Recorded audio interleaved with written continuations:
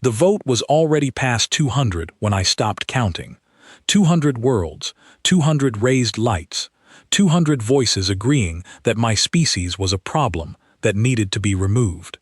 I stood at the center of the great chamber, with my hands folded behind my back, and I watched the lights climb, and I felt something strange growing in my chest.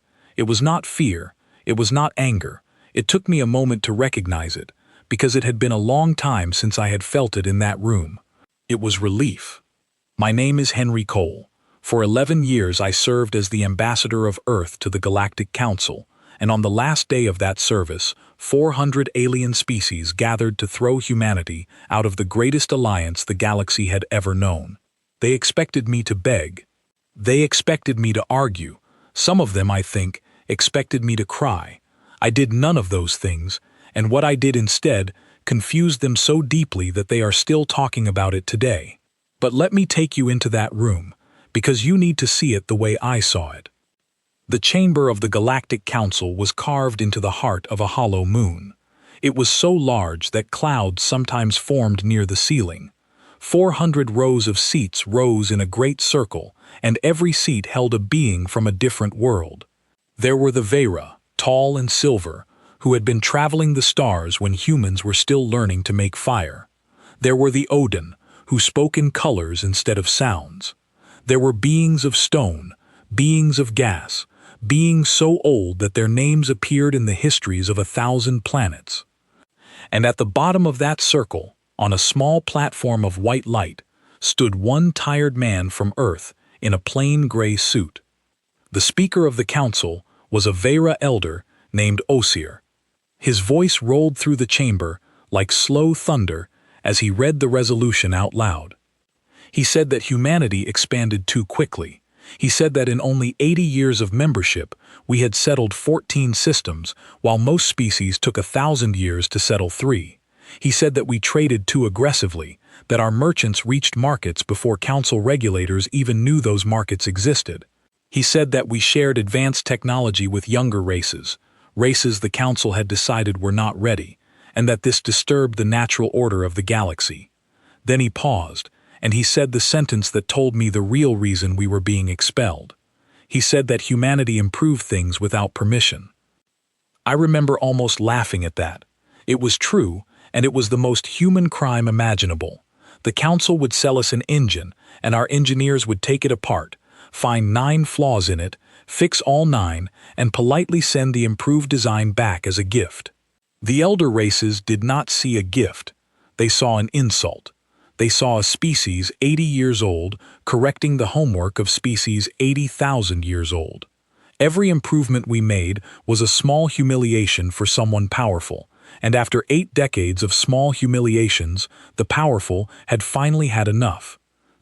But there was one more reason, and no one said it out loud, because it lived in numbers instead of words. The council kept projections of every member species: growth, production, invention, population. I had seen our projections, because a friendly clerk from one of the smaller races had once slid them across a table to me with shaking hands. The numbers said that if nothing changed, human output would pass the 3 greatest powers of the council combined within 2 centuries. 2 centuries is nothing to beings who live for thousands of years. To them, it was not a projection, it was a countdown. So they voted. The lights rose one by one across that enormous circle, and Speaker Osir read the names of the worlds as they voted, and the total climbed past 200, past 250, past 300. I stood still and let the numbers wash over me. And here is what I want you to understand, because it matters for everything that came later. While the lights were climbing, I was not counting the votes against us. I was counting the votes for us. 27. 27 worlds voted no. 27 species looked at 400 of their neighbors, understood the cost of standing apart, and stood apart anyway. I turned slowly on my platform, and I found every single one of those delegates in the crowd, and I looked at each of them long enough to remember their faces. The Marn, small traders from the frontier whose ship's human crews had pulled out of a dying star 10 years earlier. The Solu, ocean people whose plague we had cured when the council debated the paperwork for 2 years. the Ketty, the Ubrel, the Van. 27 names. I wrote them in my memory with a pen made of pure gratitude, and I promised myself that this list would matter someday. I had no idea how much. The final count appeared in the air above the chamber, in burning letters. 312 in favor of expulsion, 61 abstaining, 27 opposed. The resolution passed. Earth and all human colonies were expelled from the Galactic Council, effective in 180 days. All treaties dissolved, all trade agreements cancelled, all human personnel to be withdrawn from Council space. The chamber went completely silent.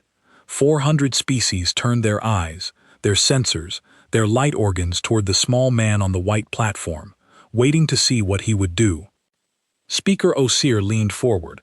I think, in his own way, he felt sorry for me. His great silver head tilted, and his voice softened as much as thunder can soften. He asked me if Earth wished to appeal the decision. And this was the moment. This was the moment my government had prepared me for, the moment I had rehearsed in my quarters 100 times, the moment that would be replayed on every world in the galaxy for years. I had a speech in my pocket. It was a good speech, full of dignity and history and quiet warning. I never took it out. Instead, I closed the folder in front of me. I straightened my jacket. I looked up at Speaker Osir, and then slowly around at all 400 rows, at the ancient and the mighty and the frightened, and I said the only thing that felt true. I said, no appeal. Thank you for the education. And then I grinned. I want to be honest with you about that grin, because people have argued about it ever since. It was not an act. It was not a bluff. It rose up from somewhere very deep, from the same place that made my ancestors plant seeds after every flood and rebuild after every fire.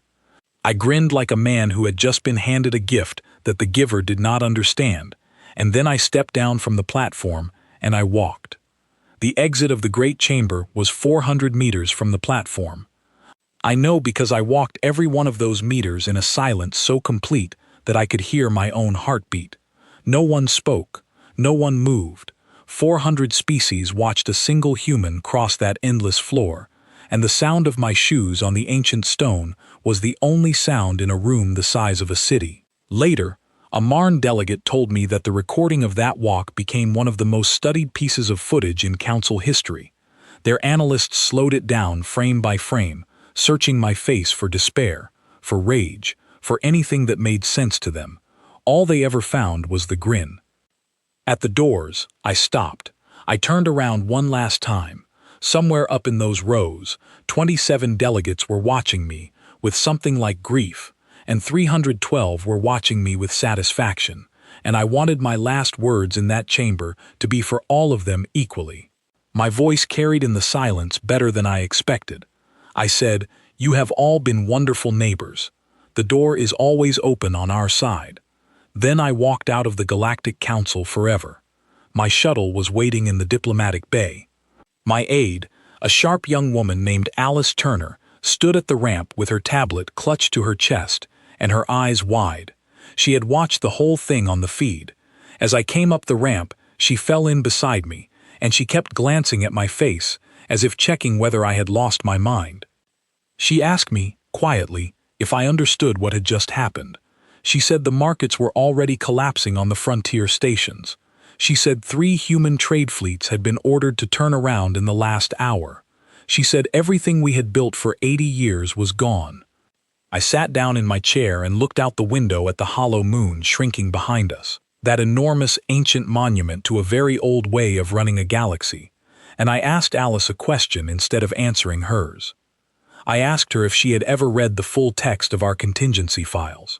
The deep ones, the ones with the farm name. She frowned and said she had clearance for summaries only. She knew there was something called homestead, but she had always assumed it was an evacuation plan. I smiled and told her to get comfortable, because I was about to explain why I grinned. 40 years earlier, long before I was an ambassador, when humanity had been a council member for only 4 decades, a group of human planners had asked themselves a simple question: what happens if they throw us out? Not could they, not would they, but what happens when? Because humans are the descendants of people who survived ice ages and famines and every kind of disaster, and it is written into our bones to keep a bag packed by the door. So while our diplomats smiled in council chambers, our planners planned, quietly, patiently, for 40 years. Every technology we bought, we learned to build ourselves. Every supply chain that ran through council space, we duplicated inside our own. Every skill our people learned on council stations, we brought home and taught. Seed banks, shipyards, independent networks. An entire parallel civilization, folded up and waiting, like a lifeboat built decades before anyone smelled smoke. The council thought they had voted to end our story. They had actually voted to begin it. Alice stared at me for a long moment as the stars stretched into lines outside the window.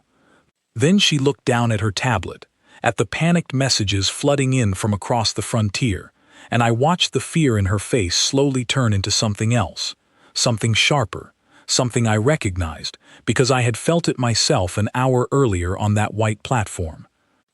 She asked me what happens now. I told her the truth. I said, now we go home, we close the door politely behind us, and we get to work. And in a few years, when the galaxy comes knocking to ask where we went, they are not going to believe the answer. The engines rose to full power, and Earth's last ambassador to the Galactic Council flew home grinning in the dark. The last human ship left Council space on day 171, 9 days ahead of the deadline, and that detail alone kept alien analysts awake for months. Nobody leaves early. Species fight for every extra hour, every last cargo run, every final deal. We finished ahead of schedule, swept our stations clean, paid every outstanding bill down to the last credit, and vanished behind our own borders like a tide going out. The council had prepared for chaos, for smuggling, for desperate human traders clinging to their markets. Instead, they got empty docks, settled accounts, and silence.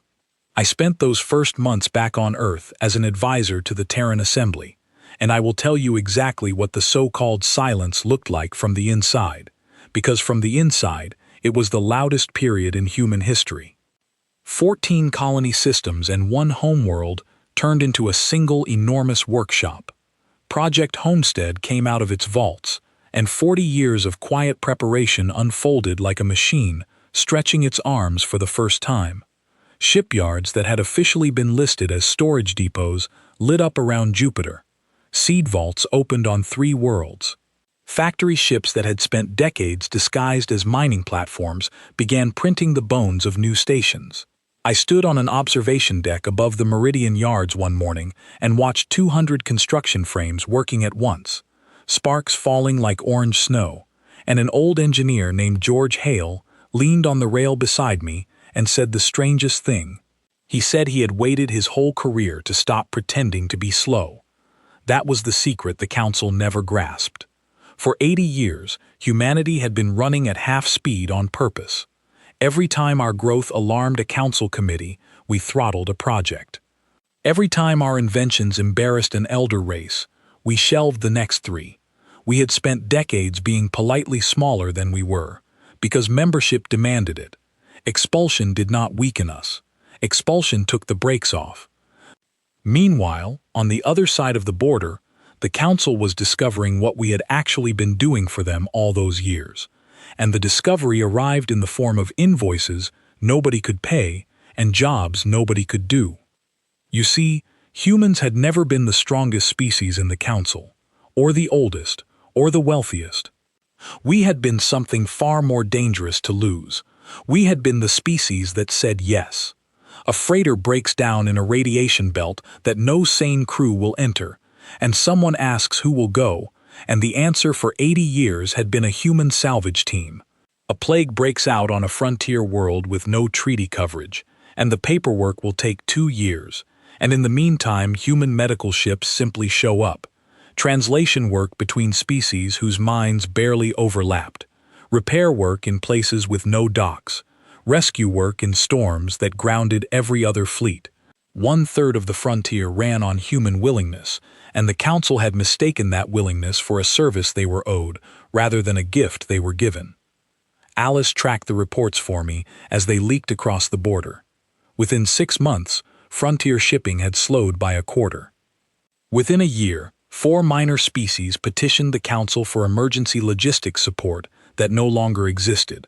Stations that human crews had kept alive with duct tape and stubbornness began failing one system at a time, and Council engineering guilds, magnificent and ancient and slow, quoted repair timelines measured in decades. The Speaker's office issued a statement declaring that the transition period was proceeding within acceptable parameters. The frontier read that statement by emergency lighting. And then the memos started. Oh, the memos. Our listening posts along the border caught fragments of Council traffic, and Alice used to read the best ones out loud at staff meetings. Early on, the tone was triumphant. The destabilizing element has been removed. Then it turned puzzled. Human activity within their borders cannot be assessed. Then it turned worried. Request permission to send an observation probe toward the sole boundary. And finally it turned into my favorite sentence in all of galactic literature, from a Vera intelligence officer whose confusion crossed the border faster than light. Where did they go, and why are they not angry? They sent the probe in the 2nd year. It was a beautiful little machine, stealthy by Council standards, and our defense grid saw it before it finished crossing the outer marker. The Assembly held a short debate about the appropriate response. Some argued we should destroy it as a statement. Some argued we should capture it.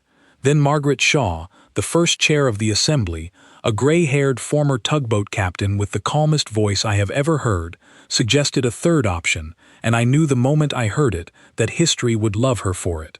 The probe reached our border and found a single small buoy waiting for it.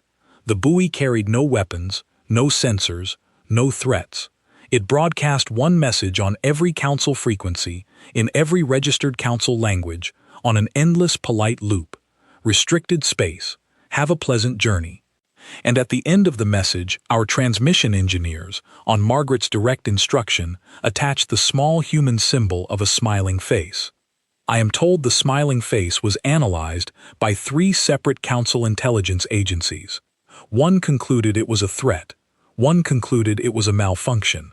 The third, closest to the truth, concluded that humans found the situation funny and filed a report stating that this was somehow the most alarming possibility of all. But now I need to tell you what we were actually doing behind that buoy, because the silence was never the whole plan. The silence was the cover for the plan. Do you remember the 27? The 27 worlds that voted against our expulsion in that great chamber, while 312 lights burned against us. I had carried their names home like coals in my pocket, and in the 2nd year of our exile, the Assembly finally let me use them. Not through official channels. There were no official channels anymore. We did it the old way, the human way, through merchants and captains and quiet friends of quiet friends. The first meeting happened on a drifting fuel depot in unclaimed space, outside every border and every law. I went personally, over the objections of half the Assembly security office.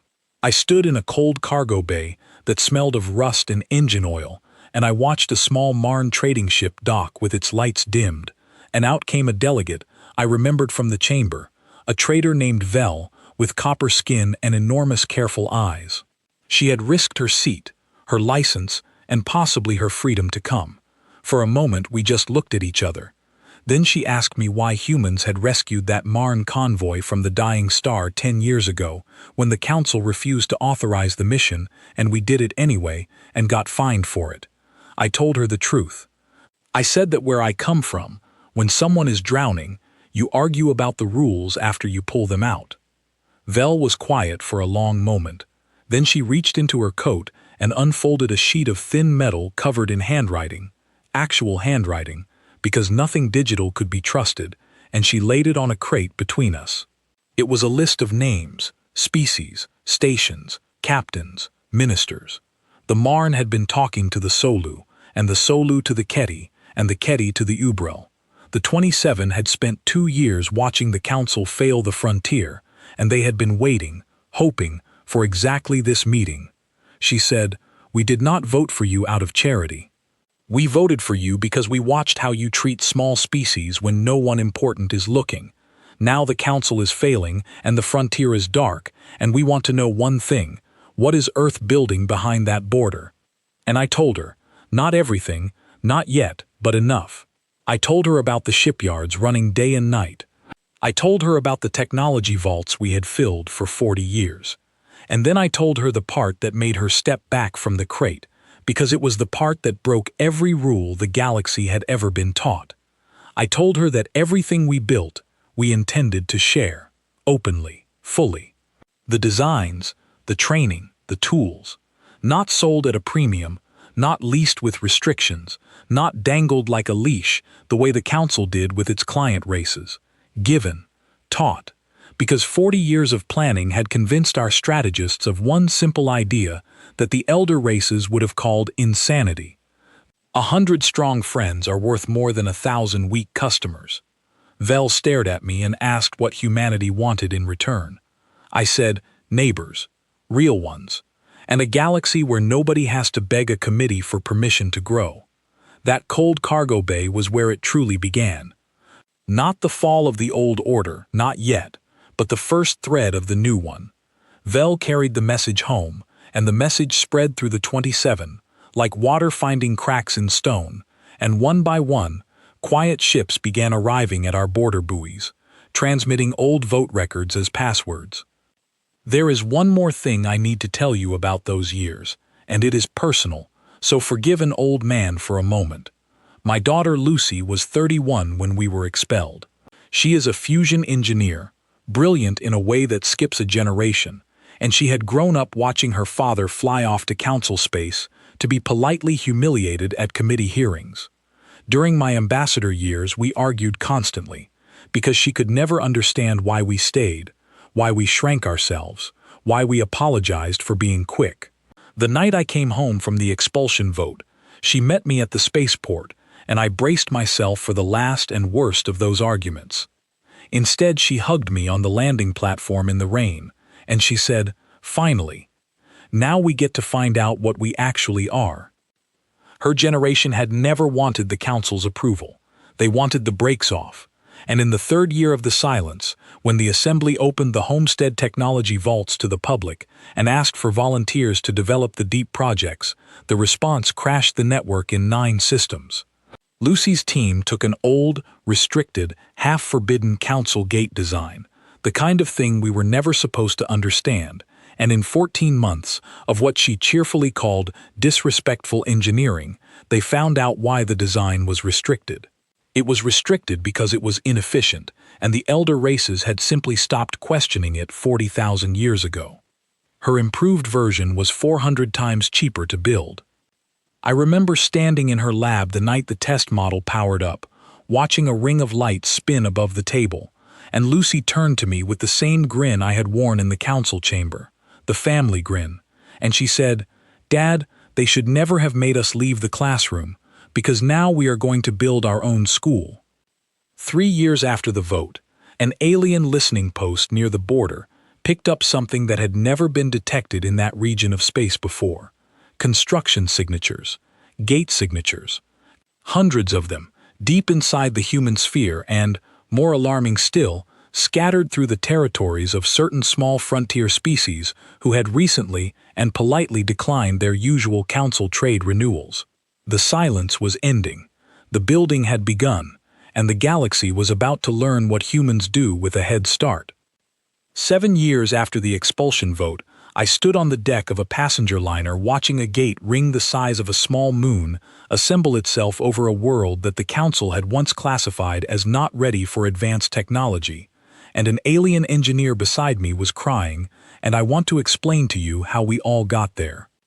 They called it the Homestead Accords, though the name came later, the way names always do, after the thing itself is already alive. It was never an empire and never a council. It was an agreement, simple enough to print on one page, signed first by Earth and the Marne on a cargo crate in that cold fuel depot, and then, one by the rest of the 27, and then by others. The page said, in essence, 3 things. Every member teaches what it knows. Every member keeps its own government. No member shall be diminished so that another may feel tall. That third line was mine. I wrote it on a napkin during the negotiations, and Margaret Shaw read it, tapped it twice with her finger, and said, "That one stays forever." By year 7, the Accords held 41 species, the original 27, Earth, and 13 others that nobody in the Great Chamber had ever bothered to learn the names of. Client races, the Council called them. Species the Elder Powers had discovered centuries ago, and then managed like gardens, sold simplified technology at magnificent prices, and kept forever one convenient step behind. The Council had a whole ministry devoted to deciding what younger races were ready to know.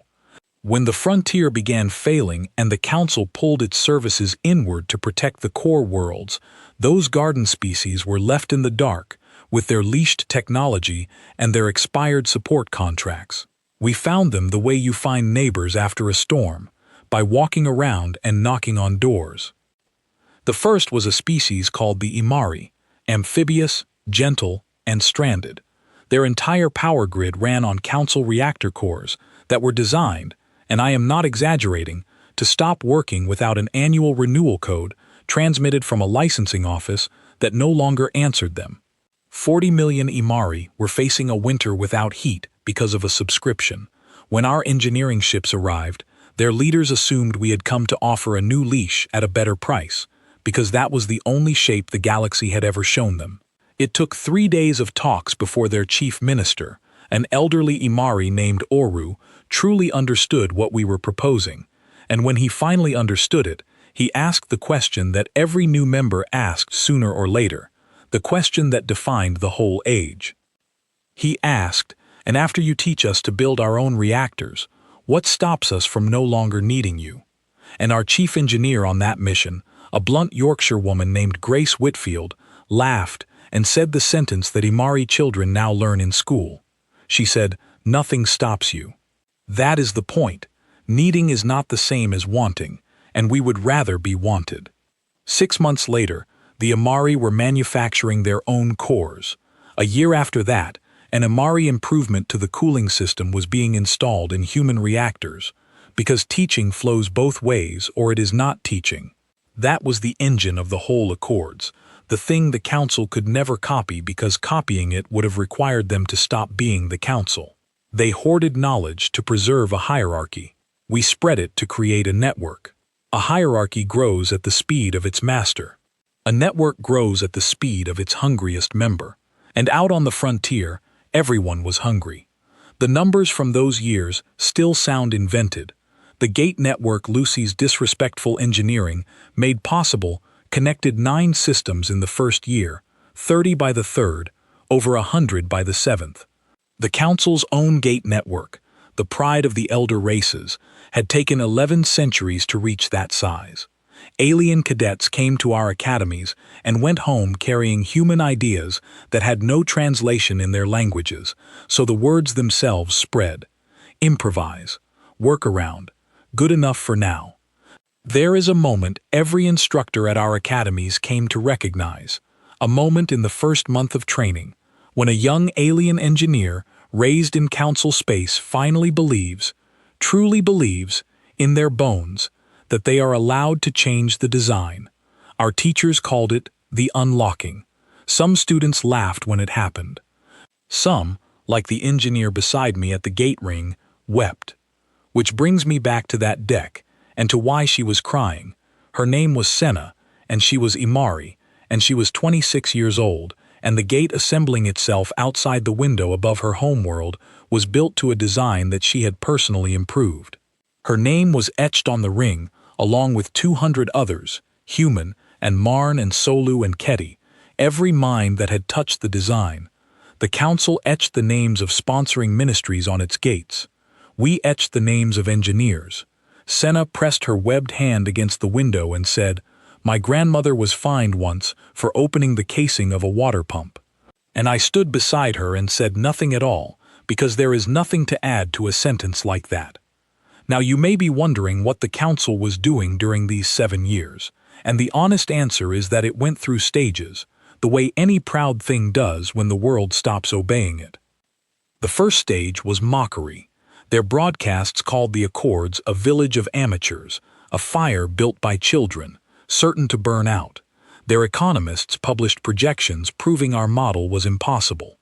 I kept one of those projections framed on my office wall, next to actual production figures, and visitors found it very funny. The second stage was concern. That began, as near as we can tell, when the Solu formally declined to renew their council trade charter, becoming the first species in 9,000 years to voluntarily leave.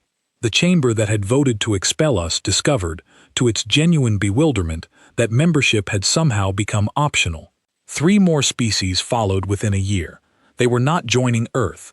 They were joining the idea, and the council had no weapon that worked on an idea. The third stage was the embargo. In the 9th year, the council forbade all member species from trading with the Accords, on penalty of sanctions. I will describe the result gently, because I promised myself I would not gloat in these pages. The Accords, by then, manufactured everything we needed internally and had stopped depending on council goods years earlier. Council frontier worlds, on the other hand, had quietly come to depend on Accord goods flowing across the border through Marn middlemen. The embargo was, in effect, a blockade the council imposed on itself. It lasted 14 months, caused 2 famines inside council space that Accord relief ships resolved by ignoring the embargo entirely, and was quietly withdrawn without an announcement. Our relief captains were technically criminals under council law while they unloaded grain. Several of them were asked for autographs by the council customs officers assigned to arrest them. The 4th stage was the probe, and this one I must tell carefully, because it was the closest the whole story came to catching fire. In the 10th year, a council heavy cruiser entered Accord space.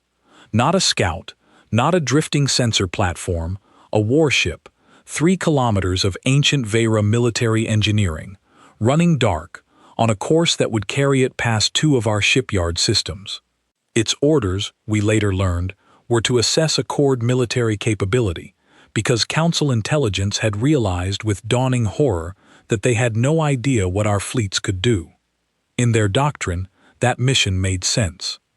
In their doctrine, you probe a rival, the rival intercepts you with force, and both sides learn each other's strength through a small, honorable exchange of fire that everyone agrees not to call a battle.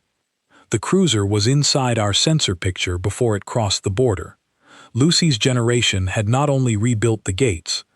Our detection grid could read the serial numbers on that ship's hull plating from a light hour away, and the cruiser's crew had no idea they were visible.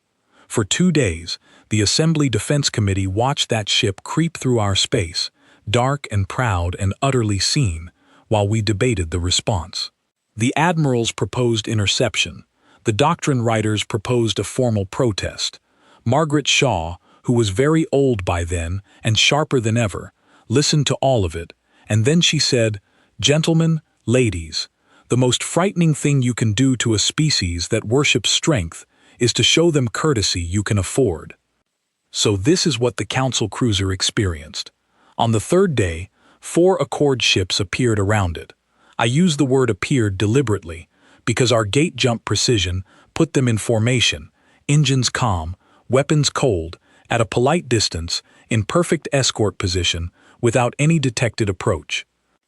Then a 5th ship arrived and transmitted, in flawless high Vera, a message of welcome. The message said that Accord Space was pleased to receive the cruiser, noted that its course seemed to wander, and offered a formal escort to any destination of its choosing, including home. Attached to the message, as a courtesy gift in the old Vera diplomatic tradition, was a complete technical readout of the cruiser itself, every system, every fault, including 2 developing failures in its port reactor that its own crew had not yet detected, along with the recommended repairs. The cruiser sat silent for 9 hours. Then it turned around, and our ships escorted it to the border in a formation that Council military historians, in their classified analysis, described as an honor guard, and the analysis concluded with a sentence that leaked years later and that I consider the finest review humanity has ever received. The sentence said, "We cannot fight what refuses to be an enemy while demonstrating it could be." After that, the border went quiet in a new way, a respectful way, and I confess that those were the best months of my life. I was old, my ambassador years long behind me. I taught negotiation at the academy in the mornings. I argued happily with Lucy over dinner about problems that were finally interesting instead of existential. The Accords did not need founders anymore. The network ran itself, grew itself, taught itself. On clear nights, I would sit on my porch and pick out the gate stars, the little steady points of light that meant 41 species were trading and traveling and arguing and building. And I would think, we are going to be fine, all of us, even the council, eventually, once time sanded down its pride. History was over except for the good parts. I want you to hold on to that feeling, that porch, those steady lights, because I held on to them too, right up until the morning Alice Turner, who by then ran half our intelligence service, arrived at my house before dawn without calling ahead, and I knew before she spoke that something was wrong, because in 30 years I had never once seen her afraid. She put a tablet in my hands. On it was a deep space survey image from an observatory out past the Ketty systems, pointed at the empty dark beyond the rim of the galaxy, and in that dark there was a smudge, a faint gray smear of signal, moving, growing. I asked her what it was, and she said the observatory had asked the council the same question through back channels, expecting the usual silence. Instead, within 1 hour, every council instrument capable of viewing that region had been turned to face it.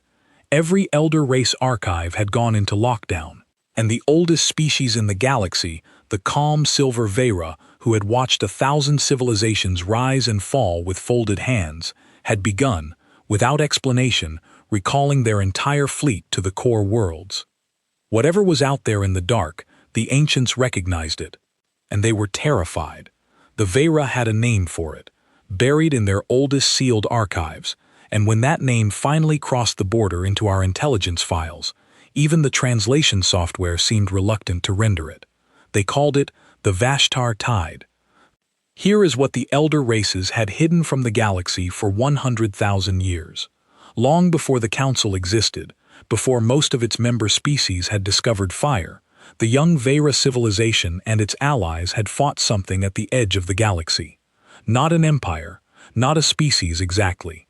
A swarm of self-building machines, endless and patient, that drifted between galaxies for ages and woke when it tasted worked metal and ordered energy, the signatures of civilization. It did not hate, it did not negotiate, it converted. Ships, stations, cities, everything technological was raw material, and it learned from everything it consumed. The ancients defeated it, barely, at a cost so terrible that they rebuilt their entire culture around making sure no one would ever have to know. They wrote the victory out of history. They founded the Council, in part, as a watchtower they never explained. And then, across 1,000 centuries of peace, the watchtower slowly forgot what it was watching for, and the caution hardened into ritual, and the ritual into the smug, slow hierarchy that had expelled us. Suddenly a great many old council rules made a horrible kind of sense. The obsession with controlling technology. The terror of rapid growth. The instinct to keep every young species small and dim and quiet. Somewhere under all that arrogance had been an ancient trauma, and the trauma had curdled into the very system that now left the galaxy unprepared.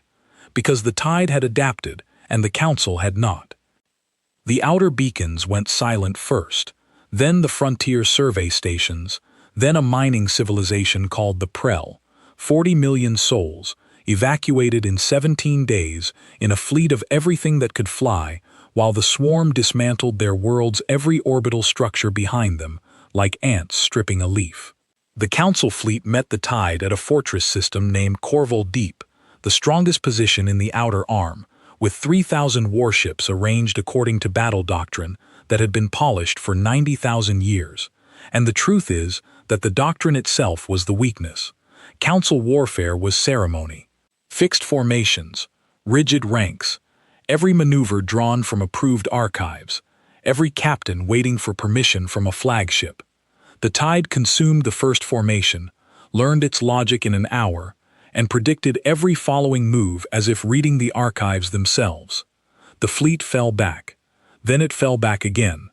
Within a year, the tide had taken the outer third of the Council's territory, and refugee convoys stretched across the spiral arm like rivers of lanterns, and the great chamber inside the hollow moon echoed with 400 species discovering that their protectors had no second plan. The Accords watched all of it. I want to be honest about our debates in that first year, because it would be a lie to pretend we were saints. The tide was advancing into council space, away from our borders, and there were voices in the assembly, serious voices, that said, "This is not our storm. The council chose its walls. Let the walls teach them." I understood those voices. 80 years of condescension and an expulsion vote leave marks. But Margaret Shaw, 90 years old, stood up in the assembly with Alice's projections displayed behind her, and she ended the argument with arithmetic. "The tide learns from what it consumes," she said. "Every world it takes makes it smarter. If we let it eat the council, we will not be spared a war. We will inherit a much worse one. And besides," she added, in the quiet voice she saved for things she meant absolutely, "when someone is drowning, you argue about the rules after you pull them out." So we prepared, and we did it our way. While the council threw doctrine at the swarm, Accord ships slipped along the edges of the disaster, rescuing stragglers, mapping the tide's behavior, and, most important of all, stealing from it. Salvage crews, the old human specialty, the job nobody else would take. Volunteer teams flew into dead systems in the swarm's wake and brought back fragments, burned-out drones, severed connective tissue of the machine mass, and hauled them to a research station where Lucy, now the director of the deepest of our deep projects, took the enemy apart the way she had once taken apart Forbidden Gate designs. Disrespectfully, 14 species worked in that lab. An Imari signal theorist found the first crack, a rhythm in how the drones shared discoveries. A Kedi mathematician mapped it. Lucy's team learned, slowly, how the tide thought. Not what it was thinking, not yet, but how, the shape of its learning, and shape is everything. Then came the day the council knocked. There is a moment I had imagined, in my less noble hours, for 15 years. In my imagining, the council came to our border humbled, and I said something devastating and brief, and the recording played forever. When the actual day arrived, I felt none of what I expected to feel. They came to the buoy line, to the exact buoy with the smiling face, and I have always wondered whether that was deliberate. A single unarmed diplomatic vessel, ancient and beautiful, and aboard it Speaker Osir himself, the same silver elder who had read our expulsion resolution and asked me if Earth wished to appeal. The assembly asked me to receive him. I was 79 years old, long retired, and I said yes before they finished the question, because some circles want closing. We met aboard a bare Accord station, in sight of the buoy. No banners, no ceremony. Osir had aged in the way of his kind, gone from silver to nearly white, and when he entered the room, I saw something in his bearing that I had never seen in the great chamber. He carried himself like someone who had been awake for a year. We sat. For a moment, neither of us spoke, two old creatures who had shared one enormous moment long ago.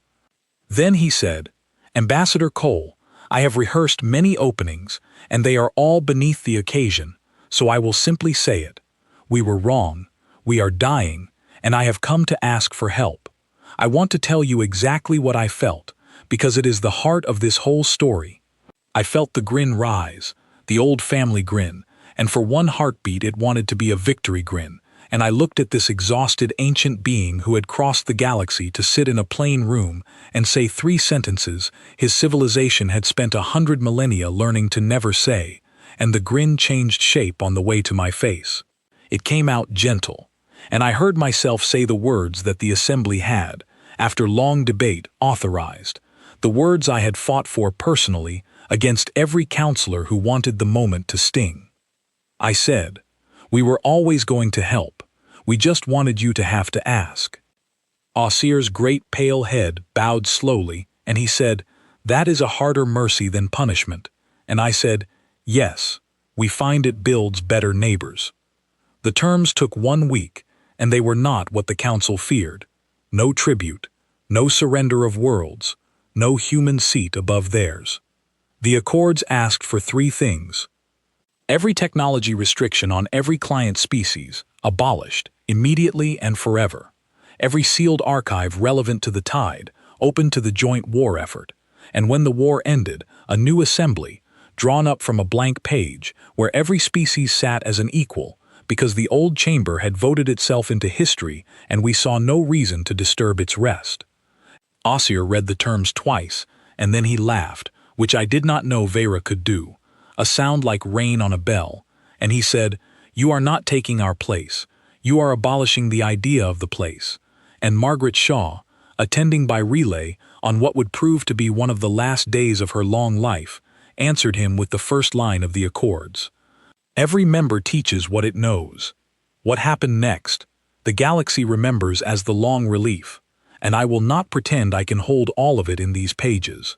Accord gates opened into council space, and through them came everything we had spent 15 years becoming.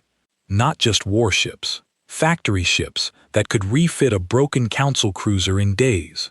Instructor teams that untrained 90,000 years of ceremony 1 crew at a time and taught the terrifying human arts in its place.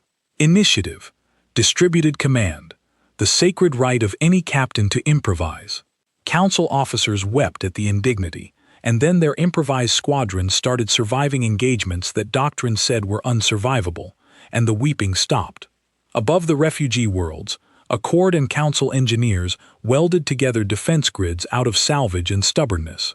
An entire Vera battle group repainted its hulls with the mixed crew emblem of the Joint Fleet, an act which their regulations punished by decommissioning, and their admiral, when informed of this, reportedly replied, "Then decommission us after we win." And the Tide noticed. That is the eeriest part of the record. The swarm's advance, smooth for 3 years, began to stutter. It probed the new joint formations and found no fixed logic to learn, because there was none. Every Accord-trained squadron fought differently from every other, and differently from itself week to week. For the first time in 100,000 years, the Tide met an opponent whose shape would not hold still. All of it, every convoy and lesson and welded grid, was the prelude to a single place. A vast cloud of dust and newborn stars on the war's central front, a place the charts called the Threshold Nebula, where the Tide was gathering the greatest mass of itself in recorded history for the blow that would break the galaxy's spine. And it was there, with the joint fleet forming up in the glowing dust, 700 human ships and 4,000 allied ships, and my daughter Lucy aboard the research flagship carrying a weapon that was not a weapon at all, that we chose to make our stand, and to try, for the first time, not merely to stop the Tide, but to talk to it. I was not at the Threshold Nebula. I was 81 years old, and my war was fought in briefing rooms and relay stations, and so I experienced the most important day in galactic history the way trillions of others did, standing in front of a display, holding my breath, listening to voices arrive across the light years. But my daughter was there, at the center of it, and in the years since she has told me the whole of it so many times, in such detail, that I sometimes dream I was aboard her ship. So let me tell it the way she tells it. The joint fleet did not form a wall. That was the first shock for the council officers present, the last ceremony to die.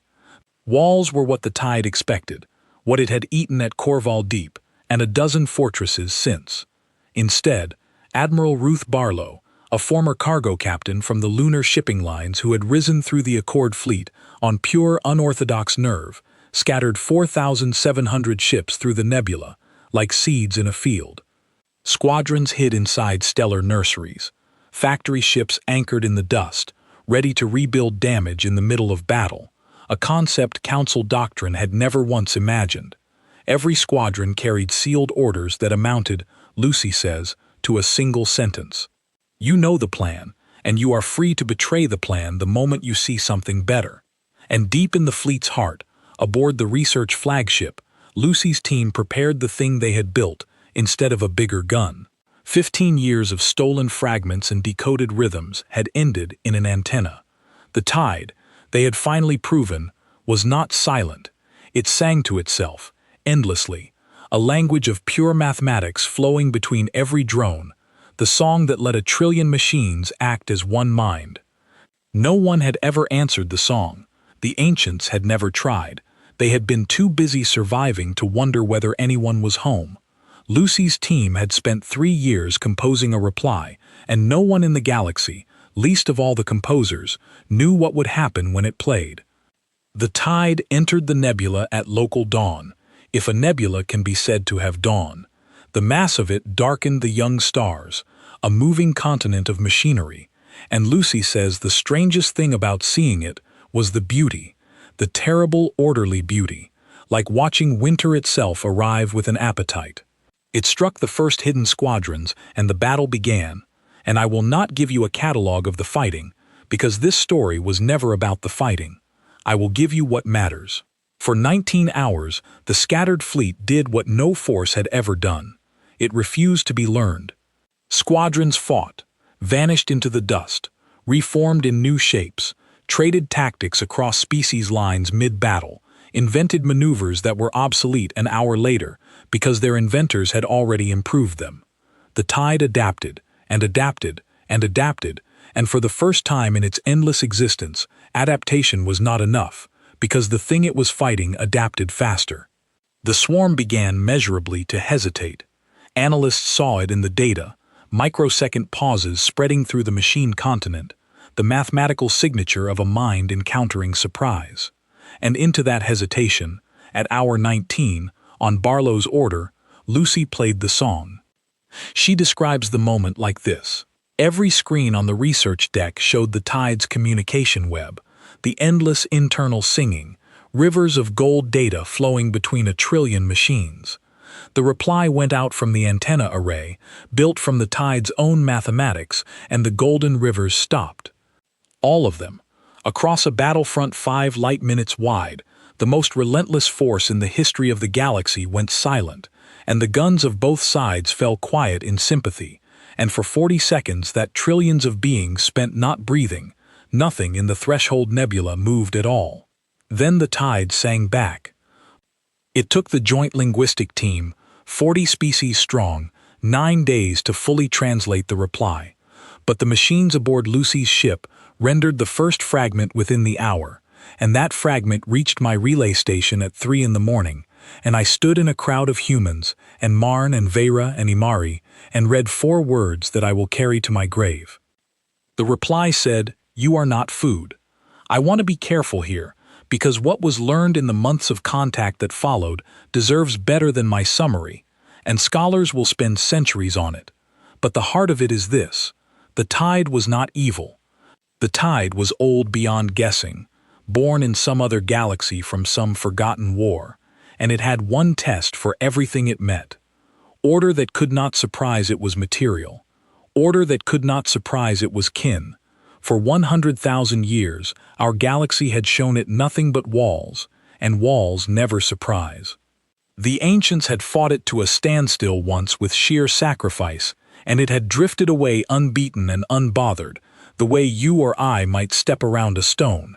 It had returned, expecting stone. It had found, at the threshold, a galaxy that had finally, painfully, learned to sing in variations. The tide did not surrender, because it had never been at war in any sense it understood. It negotiated.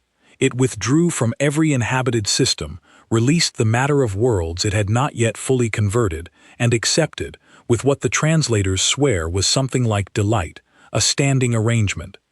The rim of the galaxy became a shared laboratory, where the swarm and the civilizations would exchange mathematics forever, each surprising the other, kin instead of food. The war that had broken the old order in 3 years ended in an afternoon, not with a victory parade, but with the strangest peace treaty ever signed, one written half in words and half in music. The day the withdrawal was confirmed, I sat on my porch with Alice Turner, both of us old and gray, and entirely unable to speak, watching the news feeds show crowds filling the streets on 200 worlds. And at some point, Alice began to laugh, quietly at first, and then helplessly, and when I asked her what was funny, she wiped her eyes and said, "Henry, do you realize the sequence? They expelled us for improving things without permission, so we improved the galaxy without permission, and now the monster from their oldest nightmare respects us for exactly the crime." I have never heard the whole story said better, and I include her sentence here so that history gets it right. Margaret Shaw did not live to see the new assembly. She died 8 months after the threshold, 93 years old, in her sleep, in the same coastal cottage she had refused to leave through 2 decades of history that she, more than anyone, had steered. Her funeral was attended by delegations from 90 worlds, and the Vera sent an honor flight of 7 ships, and the Marne closed their markets for a day, which those who know the Marne will tell you is the highest tribute their culture possesses. But the tribute she would have loved best came from the Imari, who renamed their first home-built reactor station after her and posted the dedication in plain letters at the entrance. She taught us that needing is not the same as wanting. On her desk, afterward, they found 1 sheet of paper, her handwriting, notes for the founding charter that was then being drafted, and at the top of the sheet, underlined twice, was my old napkin line: "No member shall be diminished so that another may feel tall." Below it, she had written 3 words of her own: "Lead with this." So we did. They called the new body the Open Concord, and it was born in 2 years of the most cheerful chaos ever to be described as constitutional negotiation. 460 species sent drafters. Everyone argued with everyone. The Ketty mathematicians tried to express the voting system as an equation and were voted down by poets, and through all of it ran one unbreakable agreement: the lesson of the whole age, written as the first article. Knowledge flows freely. No species regulates what another species may learn. The old ministry that had decided which races were ready, that had leashed the Imari to licensed reactors, and fined Senna's grandmother for opening a water pump, was not reformed or renamed. It was abolished, its archives opened, and its headquarters converted, by unanimous vote, and with a sense of humor I did not know 400 species could share, into the galaxy's largest free engineering school. Then came the question of where the Concord's first session should meet, and someone, and I have never learned who, though I have always suspected Vel of the Marne, proposed the Hollow Moon. The old chamber had sat empty since the Council's dissolution, too monumental to demolish, too haunted to use. And so it happened that on a spring morning by Earth's calendar, 31 years after 312 lights burned against my species in that room, I walked back through those enormous doors as an honorary delegate of the Concord's founding session, 90 years old, moving slowly, on the arm of my daughter. They had changed the room. The 400 rows of ranked seating, ordered by age and power, were gone, replaced by a single great circle where every seat sat level with every other.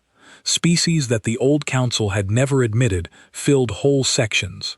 The Imari delegation had brought Senna, who was now their chief engineer and who had etched, I noticed, a small ring-shaped pin on her collar. The tide itself had an ambassador, of a kind, a quiet crystalline lattice in a place of honor, translating the proceedings into mathematics, and, its attendants swore, occasionally composing appreciative music.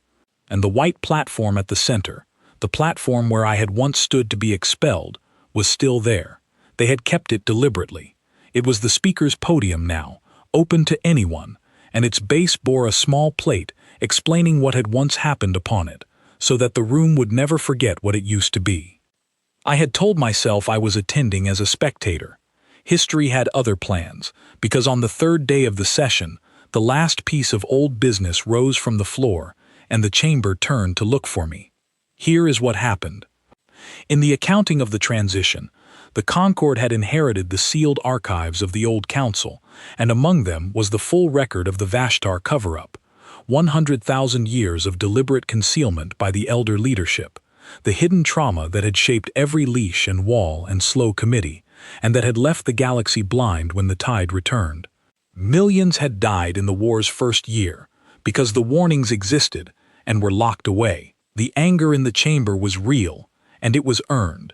And so a delegate rose, a young one, from a species that had lost its home fleet at Corval Deep, and formally moved that the surviving architects of the concealment, the old Vera leadership, Speaker Osir among them, be expelled from the Concord and exiled from its space.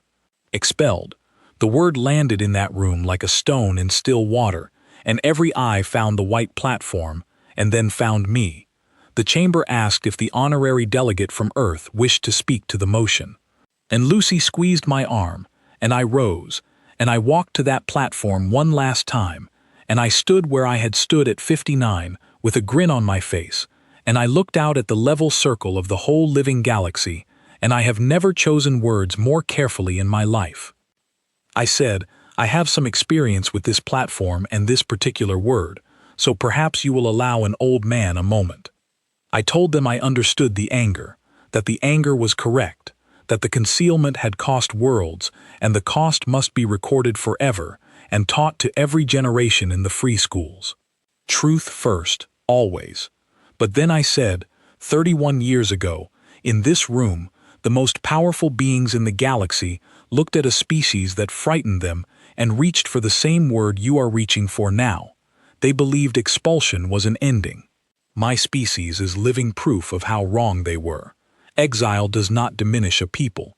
It defines them, and you cannot choose what it defines them into. We know exactly what exile makes of a people, I said, and looked, for one long moment, directly at the old Vera delegation.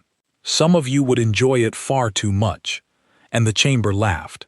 I want that recorded precisely, because it had never happened before, not once in the 90,000-year history of that room. 460 species, and the crystalline lattice of the tide, which produced a chiming sound its attendants had never heard, and even the ancient Vera themselves, laughing together, one wave of warmth rolling around the great level circle. The motion was withdrawn.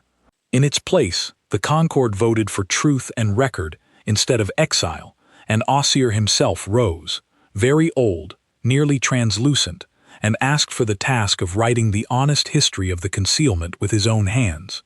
And the chamber granted it, and he spent his final years doing exactly that. The book he produced is used in every school in the Concord. Its dedication reads, "To the species that answered a closed door with an open one."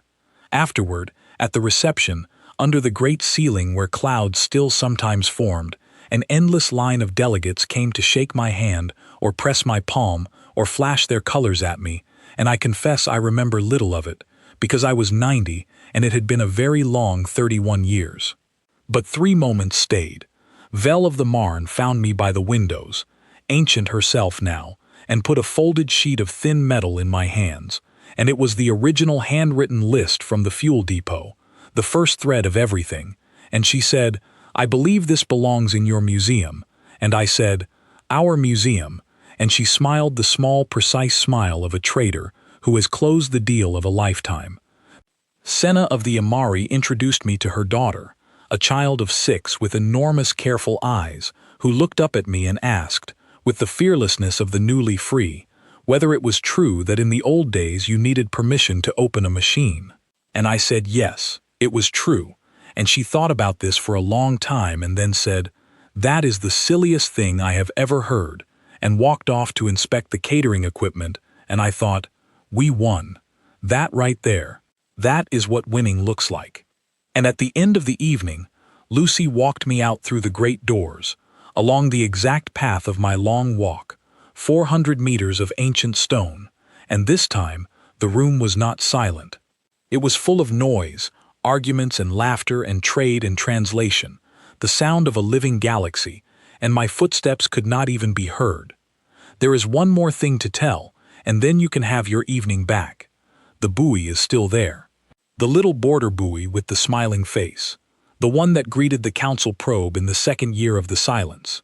When the borders opened, our engineers went to retire it, and the Concord stopped them by emergency resolution, which I believe is the only emergency resolution in history passed to protect a joke.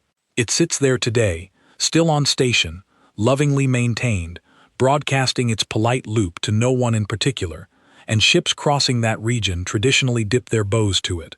And every year on the anniversary of the expulsion vote, the school children of 40 species send it messages, and the buoy, per a small software addition Lucy made without asking anyone's permission, in the family tradition, answers every single one with a smiling face. So now you know the whole of it, and we come back to where you and I started, to the question you asked when you sat down, the question everyone asks. The grin. Why did I grin? They have theories, the historians. Some say it was strategy, a calculated show of confidence to unsettle the council, and they point to how well it worked. Some say it was defiance, the bared teeth of a cornered species. My favorite wrong theory says I already knew about Homestead and was simply doing arithmetic. All of them miss it. I grinned because I recognized the moment. That is all. I am a student of my own species, and standing on that white platform, listening to the mighty vote us into the dark, I recognized exactly where we were, because we had been there 10,000 times before. Every flood that drowned the fields, and my ancestors planted again. Every winter that should have finished us, and someone kept the fire going.